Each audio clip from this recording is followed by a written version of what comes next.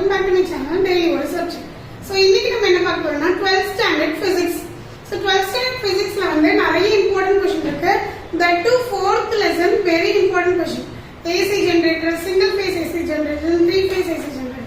இந்த மூணு question வந்து கன்ஃபார்மா ஒரு 5 மார்க் வரும். So இது வந்து நீங்க வந்து கண்டிப்பா படிக்கணும். அதுல வந்து முக்கியமானது AC generator. So இது வரைக்கும் நீங்க வந்து AC generator படிச்சிருக்க மாட்டீங்க. முதல்ல AC க்கு DC குள்ள வித்தியாசம்லாம் அதுக்கு முன்னாடியே சொல்லிருப்பாங்க. AC ன்றது ஆல்டர்னேட்டிவ் கரண்ட், DC ன்றது டைரக்ட் கரண்ட். சோ ஆல்டர்னேட்டிவ் கரண்ட்க்கும் டைரக்ட் கரண்ட்க்கும் என்ன வித்தியாசம்னா டைரக்ட் கரண்ட்னா ப்ரொடியூஸ் பண்ண 230 வோல்ட்ஸ் அப்படியே டைரக்ட்டா நமக்கு வந்து அப்ளை ஆகும். சோ இப்போ நமக்கு வீட்டுக்கு ஹவுஸ் ஹோல்ட் அப்ளையன்சஸ்லாம் வந்து ரொம்ப கம்மி வோல்டேஜ் வந்து தேவைப்படும். சோ அதனால நம்ம வந்து இது ஜெனரேட்டர் இந்த மாதிரி ஒரு பெரிய பவர் சோர்ஸ் அதுக்கெல்லாம் வந்து ஏசி தேவைப்படாது, டிசி சோர்ஸ் தான் அப்ளை பண்ணுவாங்க. ஏன்னா